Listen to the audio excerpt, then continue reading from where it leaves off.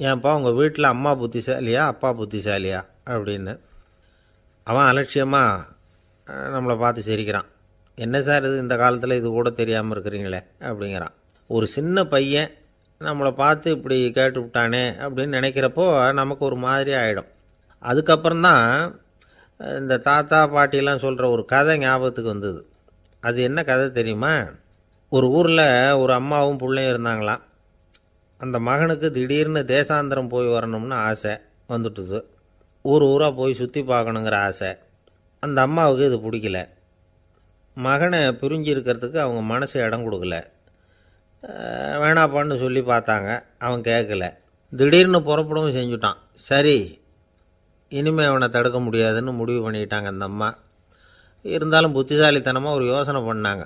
மகனை கிட்டத்தில் கூப்பிட்டாங்க. அவங்ககிட்ட சொன்னாங்க, இதை பாருப்பா, நீ தேசாந்திரம் போகிறதுன்னு தீர்மானம் பண்ணிவிட்ட, அதை நான் தடுக்கலை, போயிட்டு வந்துடும்.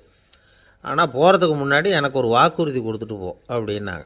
போகிறப்போ ராத்திரியாக இருந்தாலும் பகலாக இருந்தாலும் சரி, புளிய மரத்து நிழலில் தான் தங்கணும்.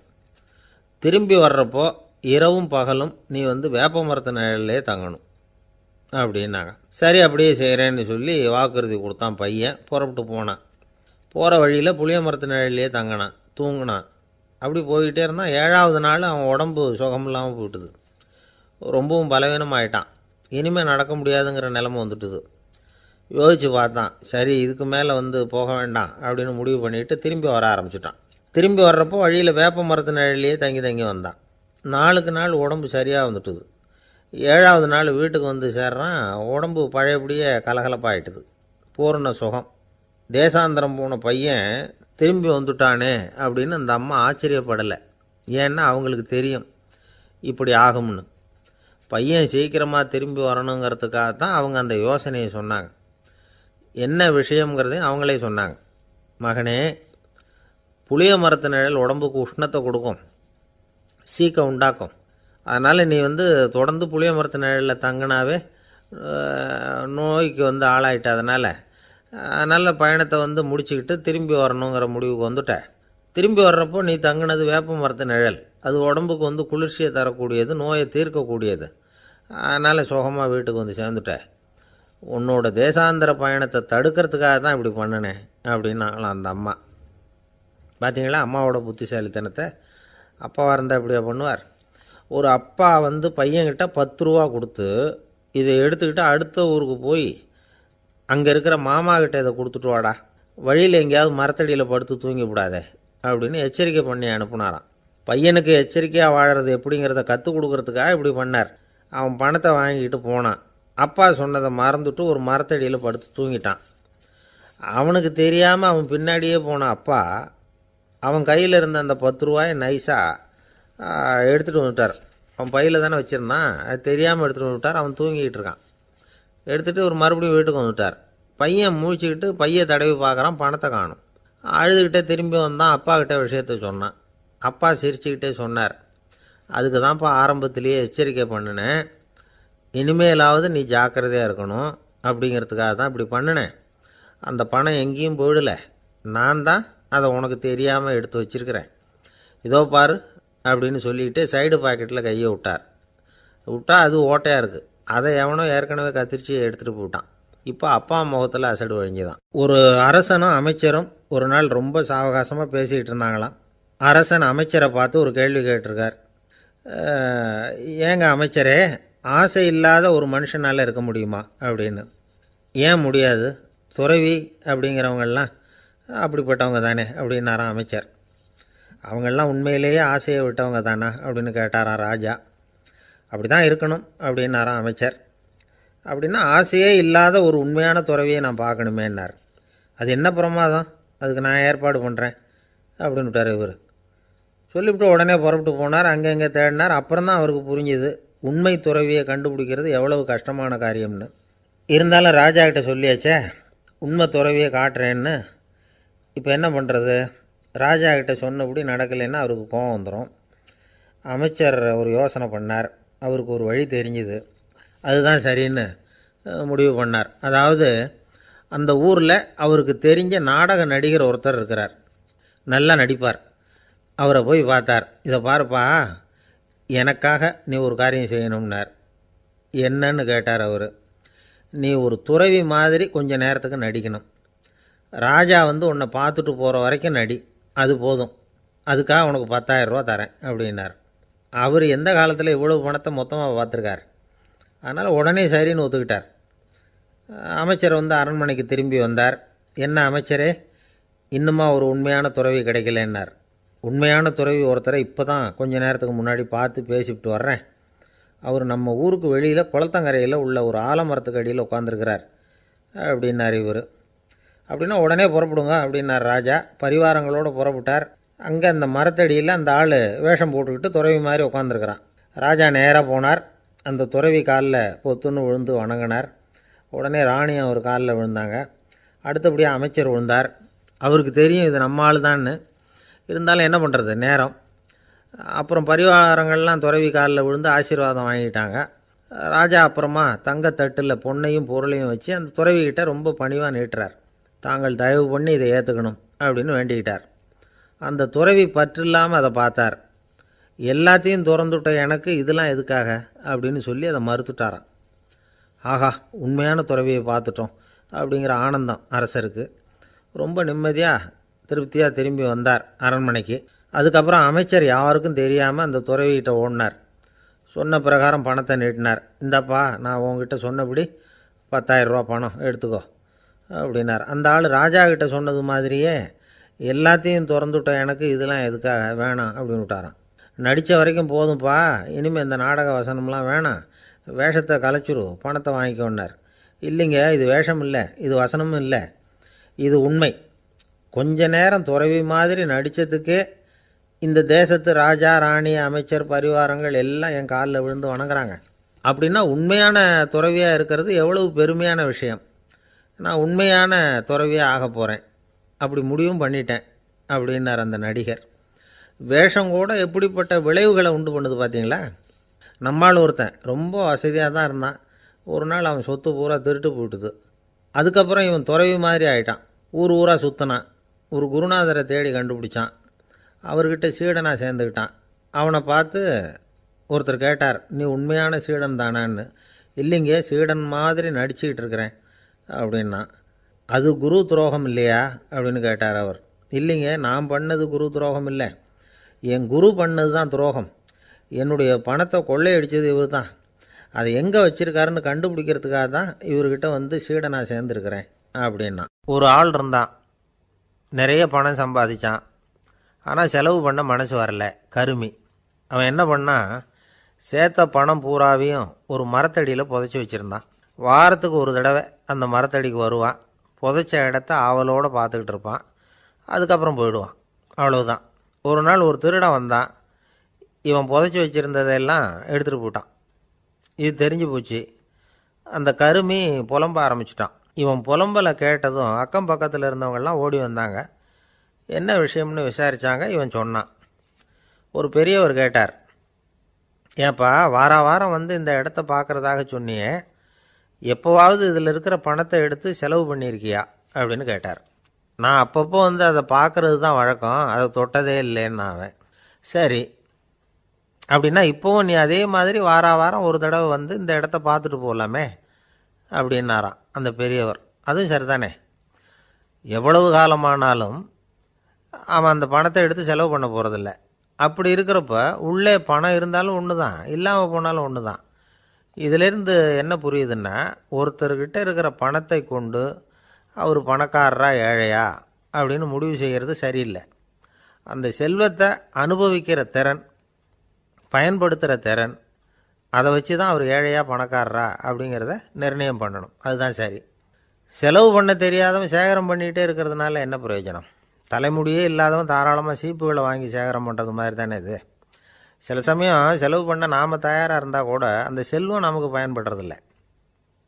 அரேபியாவில் ஒரு நகை வியாபாரி விலை உயர்ந்த முத்துக்களை எல்லாம் அவர் வச்சு வியாபாரம் பண்ணிகிட்டு இருந்தார்.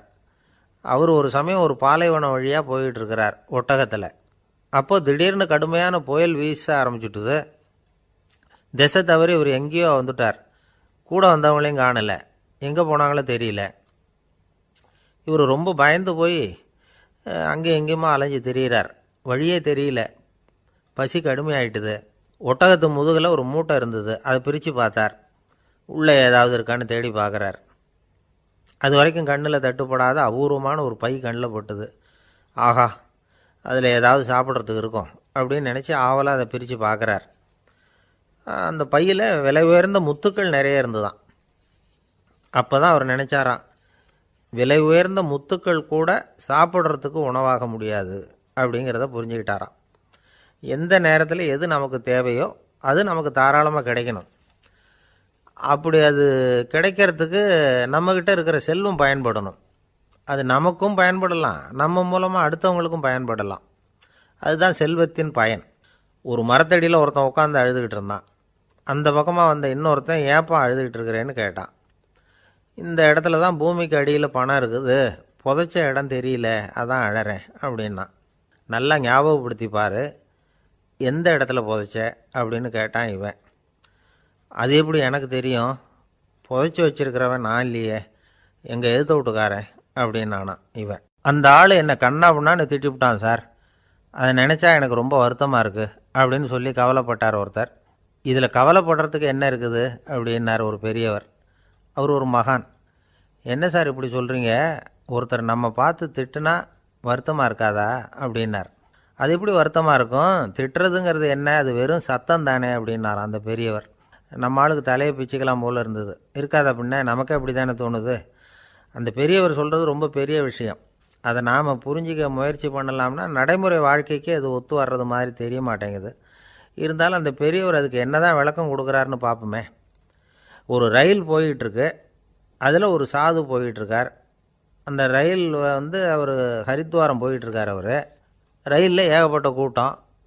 நம்ம ஊர் ரயில் கேட்க வேணும், டிக்கெட் வாங்கிட்டு கொஞ்சம் பேர், வாங்காத கொஞ்சம் பேர். அது என்னத்துக்கு அனாவசியமாக டிக்கெட் அப்படிங்கிற நினப்பில் பாதி பேர். இந்த கூட்டத்துக்கு மத்தியில் அந்த சாதுவும் போயிட்டுருக்கிறார்.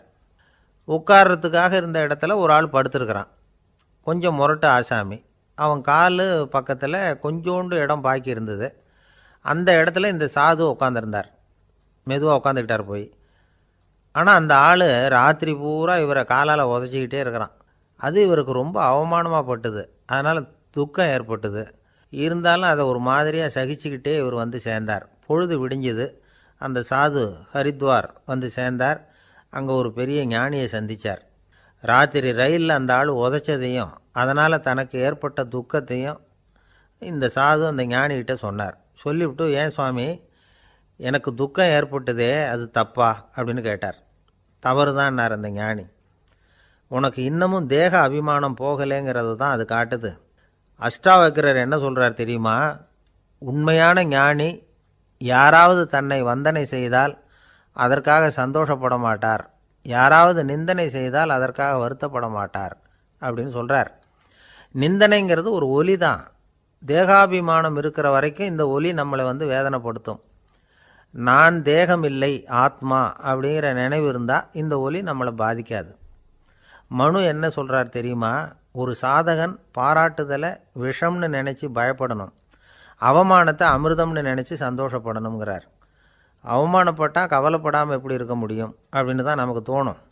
அதனால தான் நம்மளில் யாரும் இதுக்கு உதாரணமாக யாரையும் காட்ட முடியல. புத்தரையும் கபீரையும் உதாரணமாக காட்டுறாங்க. அவங்களுக்கெல்லாம் அவமானம் ஏற்பட்டப்போ கவலையே படலையாம். புத்தரை அவமானப்படுத்தணுங்கிறதுக்காக கௌசாம்பி ராணி ஒரு இளம் பெண்ணை கொலை பண்ணி சடலத்தை புத்தர் குடிசைக்கு முன்னாடி போட சொன்னார். போட்டாங்க. புத்தர் தான் அந்த பொண்ணை கெடுத்து கொலை பண்ணிவிட்டார்னு எல்லாரும் நினச்சாங்க. ஆனால் புத்தர் இதை பற்றி கவலையே படலை. அப்புறமா உண்மை தெரிஞ்சதும் புத்தர் புகழ் இன்னும் அதிகமாயிட்டுது. ஒரு பெரிய சபையில் ஒரு மோசமான பொண்ணு நுழைஞ்சி தனக்கும் கபீருக்கும் சம்பந்தம் உண்டுன்னு சொன்னான். கபீர் கவலைப்படலை. அவங்க மாதிரியெல்லாம் நாமளும் இருக்க கற்றுக்கணும். நிந்தனை, அபகீர்த்தி, அவமானம் எல்லாம் ஆண்டவன் கொடுக்குற பிரசாதம்னு நினைக்கணும் அப்படின்னு சொல்கிறார் அந்த ஞானி. இதை கேட்ட இந்த காலத்து ஆசாமி ஒருத்தர், நான் கூட அப்படி தான் சார், யாராவது அவமானப்படுத்தினா கவலைப்பட மாட்டேன். நேற்று கூட ஒருத்தர் என்ன பலார்னு அரைஞ்சுட்டார், நான் கொஞ்சம் கூட கவலைப்படலை, பேசாமல் வந்துட்டேன்னார். ஏன் அப்படி வந்துட்டீங்க அப்படின்னு. அவர் அரைஞ்சதுலேயும் ஒரு அர்த்தம் இருந்தது, அதனால தான் அப்படி வந்துட்டேன்னார். ஏன் அரைஞ்சாருன்னு கேட்டேன். 10 வருஷத்துக்கு முன்னாடி 15 ரூபா அவர்கிட்ட கடன் வாங்கினேன், அதை கேட்டு கேட்டு பார்த்துட்டு கடைசியாக தான் அரைஞ்சார் அப்படின்னார். ஆண்டவனுடைய பிரசாதம் இவருக்கு அடிக்கடி கிடைக்கும் போல இருக்கு. ஒரு பல்கலைக்கழகம், அங்கே ஒரு இலக்கிய பேராசிரியர், அவர் பாடம் நடத்திக்கிட்டு இருந்தார். ராபர்ட் ப்ரௌனிங் எழுதிய கவிதைகளை பற்றி சொல்லிகிட்டு இருக்கிறார். மாணவர்களும் ரொம்ப அக்கறையாக அதை கேட்டுக்கிட்டு இருக்கிறாங்க. ஒரு குறிப்பிட்ட கவிதையை பற்றி சொல்லும் பொழுது அந்த பேராசிரியருக்கே ஒரு சந்தேகம். அதாவது அந்த கவிதையின் சரியான அர்த்தம் என்னங்கிறதுல சந்தேகம். பேராசிரியர் யோசனை பண்ணார். அந்த கவிதையை முழுசாக புரிஞ்சிக்க முடியல. அதனால் மாணவர்களை பார்த்து சொன்னார், மாணவர்களே, ஒரு நாள் பொறுத்துக்குங்க. இந்த கவிதையை எழுதின கவிஞர் எங்கள் வீட்டுக்கு பக்கத்தில் தான் இருக்கிறார். இன்றைக்கி சாயந்தரம் நான் அவரை நேரிலேயே போய் பார்க்குறேன். பார்த்து இதுக்கு என்னங்க அர்த்தம்னு கேட்டுக்கிட்டு வந்துவிடுறேன். அதுக்கப்புறம் உங்ககிட்ட சொல்கிறேன் அப்படின்னாராம். அன்றைக்கி சாயந்தரமே அந்த பேராசிரியர் கவிஞரை தேடிக்கிட்டு போயிட்டார்.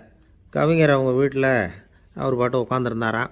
இவர் போய் அவர் முன்னாடி உட்காந்தார். அப்புறம் கேட்டார், ஐயா, அந்த கவிதையின் முழு பொருள் என்னன்னு தெரிஞ்சுட்டு போகிறதுக்காக வந்திருக்கிறேன் அப்படின்னாராம். எந்த கவிதை அப்படின்னாராம் அவர். இவர் அந்த கவிதையை சொல்லியிருக்கார். கவிஞர் கொஞ்சம் யோசனை பண்ணிவிட்டு அப்புறம் சொன்னாராம், பேராசிரியரே, நீங்கள் கொஞ்சம் தாமதமாக வந்துட்டீங்கன்னாராம். இவருக்கு ஒன்றும் புரியல. நீங்கள் என்ன சொல்கிறீங்க? நான் தாமதமாக வந்துட்டேன்னா? நீங்கள் தான் உயிரோடு இருக்கிறீங்களே, அப்படி இருக்கும்பொழுது நான் தாமதமாக வந்துவிட்டேன்னா அது எப்படி அப்படின்னு இவர் குழம்பியிருக்கிறார். இப்போ கவிஞர் சொன்னாராம், ஐயா, நான் உயிரோடு இருக்கிறேன்னா இல்லையாங்கிறது முக்கியம் இல்லை. நான் அந்த கவிதை வரிகளை எழுதினப்போ 2 பேருக்கு அதோட அர்த்தம் தெரிஞ்சிருந்தது. இப்போ ஒரே ஒருத்தருக்கு தான் அதோட அர்த்தம் தெரியும் அப்படின்னாராம். பேராசிரியர் யோசனை பண்ணியிருக்கார். அப்படின்னா அந்த ஒருத்தர் கவிஞர் ராபர்ட் ப்ரௌனிங்கை தவிர வேறு யாராக இருக்க முடியும்? இவர் தான் அப்படிங்கிறத அவர் மனசில் நினச்சிக்கிட்டார். அதனால் சொன்னார், ஐயா, நான் தாமதமாக வரல, அந்த கவிதையின் பொருள் என்ன அது சொல்லுங்கன்னார். பேராசிரியரே, நான் சொல்கிறது உங்களுக்கு புரியலன்னு நினைக்கிறேன். நான் இந்த வரிகள் எழுதினப்போ 2 பேருக்கு அதோட அர்த்தம் தெரிஞ்சிருந்தது. அந்த 2 பேர் யாருன்னா, ஒருத்தர் ராபர்ட் ப்ரௌனிங், அதாவது நான், இன்னொருத்தர் கடவுள். இப்போ அது கடவுளுக்கு மட்டும்தான் தெரியும். நானே இதை பற்றி பல தடவை யோசனை பண்ணி பார்த்தேன்.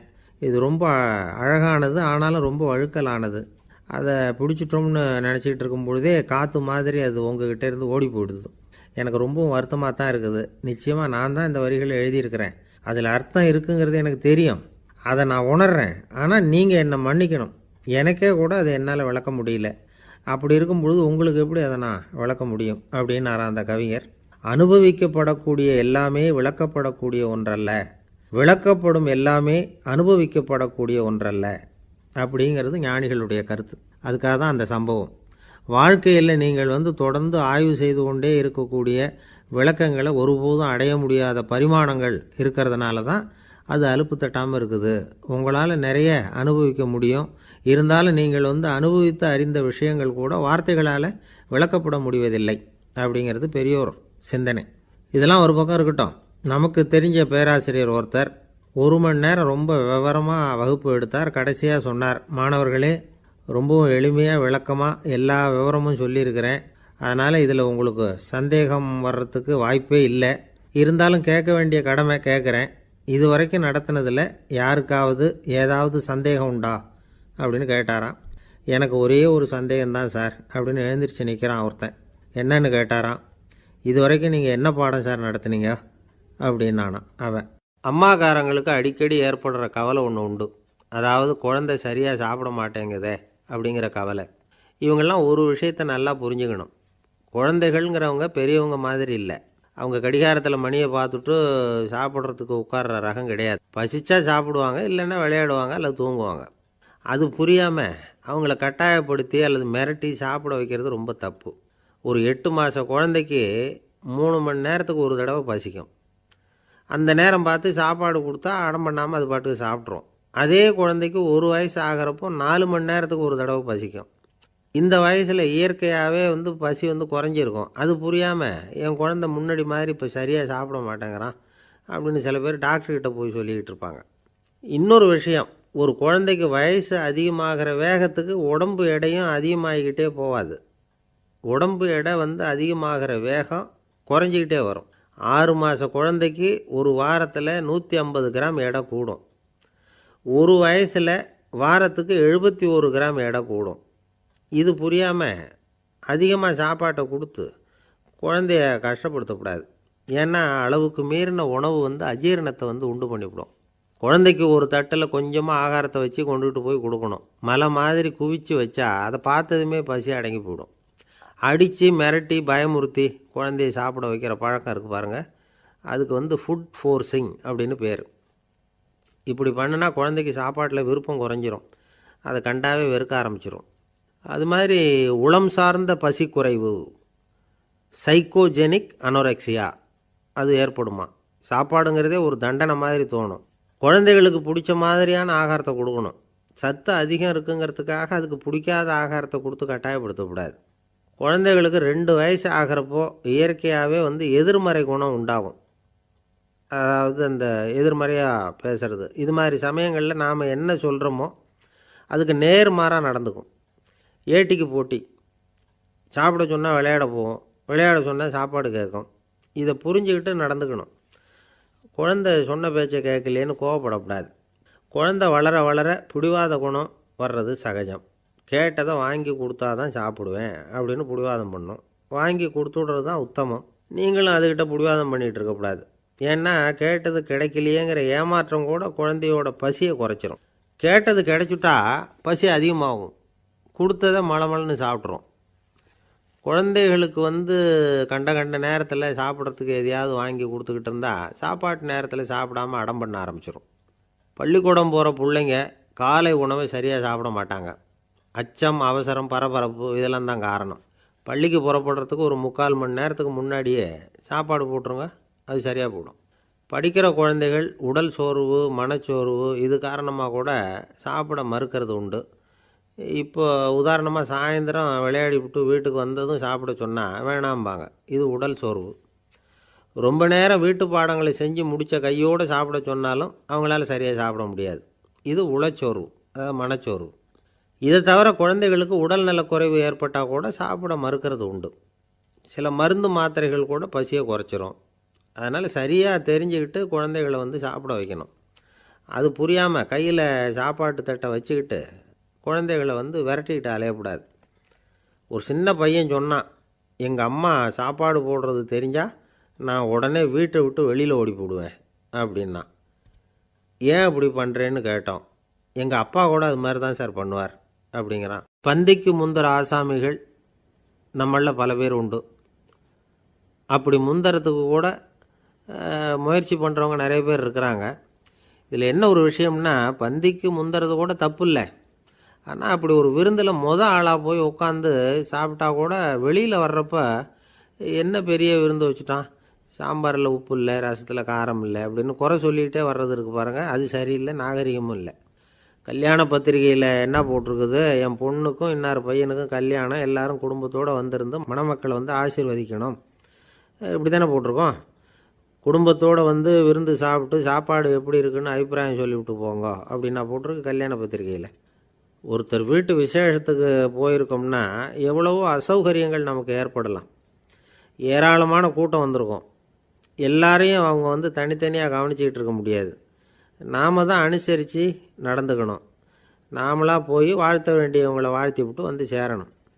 அதை விட்டுட்டு பத்திரிக்கை கொடுத்தானேன்னு போனேன், கவனிப்பே சரியில்லை அப்படின்னு புலம்பிக்கிட்டு இருக்கக்கூடாது. ஒரு விருந்துக்கு போனால் அங்கே எப்படி நடந்துக்கணும் அப்படிங்கிறத பற்றி கூட அனுபவசாலிகள் சில விவரங்கள்லாம் சொல்லியிருக்கிறாங்க. இந்த காலத்தில் கல்யாணம், பிறந்த நாள், அது இதுன்னு நிறைய விருந்துகள் நடக்குது. அதெல்லாம் எதுக்காக? மனித உறவுகளை வளர்த்துக்கிறதுக்காக தான், வேறு எதுக்கு? ஒரு விருந்துக்கு போனால் அமைதியாக பொறுமையாக போய் உட்காரணும். அடித்து பிடிச்சிக்கிட்டு இடத்த பிடிக்க போகிறேன் அப்படின்னு நிற்கக்கூடாது. முதல் பந்தி நடந்துக்கிட்டு இருந்தால் அது முடிஞ்சு இலை எடுத்து சுத்தம் பண்ணதுக்கு அப்புறம் போய் உட்கார்றது தான் நாகரீகம். இலை எடுக்கிறதுக்கு முன்னாடியே அங்கே போய் உட்காந்தா நல்லா இருக்காது. நீங்கள் சாப்பிட்டுட்டு உட்காந்துருக்கீங்களா, சாப்பிட்றதுக்கு உட்காந்துருக்கீங்களா, பார்க்குறவங்களுக்கு சந்தேகம் வந்துடும். அதே மாதிரி இலையில் எல்லா ஐட்டமும் பரிமாறினதுக்கு அப்புறம் சாப்பிட ஆரம்பிக்கணும். ஒவ்வொரு ஐட்டமாக வைக்க வைக்க நாம் பாட்டுக்கு எடுத்து உள்ளே தள்ளிகிட்டே இருந்தோம்னா எதை வச்சோம் எதை வைக்கலன்னு பரிமாறினவரே குழம்பி போயிடுவார். ஏன்னா எப்போ பார்த்தாலும் இலை காலியாகவே இருக்கும். சாப்பிட்றப்போ உங்கள் சாப்பாட்டையே நீங்கள் கவனிக்கணும். அடுத்தவங்க இலையில் என்ன இருக்குது, பக்கத்தில் இருக்கிறவர் எதை அதிகமாக சாப்பிட்றார், இதெல்லாம் நமக்கு என்னத்துக்கு? எல்லாரும் சாப்பிட்டு முடிக்கிற வரைக்கும் பொறுமையாக இருக்கிறது தான் நல்லது. நீங்கள் மட்டும் திடீர்னு பாதியில் எழுந்திரிச்சு பக்கத்தில் இருக்கிறவங்களுக்கு சங்கடமாக இருக்குமேங்கிறதெல்லாம் யோசிக்காமல் நீங்கள் பாட்டு எழுந்திரிச்சு போகக்கூடாது. பக்கத்தில் உள்ளவங்க உங்களை எழுந்திரிக்க சொன்னால் எழுந்திரிச்சு போகலாம். விருந்துகளில் சாப்பாட்டை வீணாக்கிறதே ஒரு நாகரிகமாக போட்டுது இந்த காலத்தில். சாப்பாட்டுக்கே கஷ்டப்பட்டுக்கிட்டு பல பேர் இந்த உலகத்தில் இருக்கிறப்போ சாப்பாட்டை வீணாக்கிறது எவ்வளோ பெரிய மோசங்கிறத நினச்சி பார்க்கணும். வேணுங்கிற அளவுக்கு கேட்டு வாங்கி சாப்பிட்றது தான் முறை.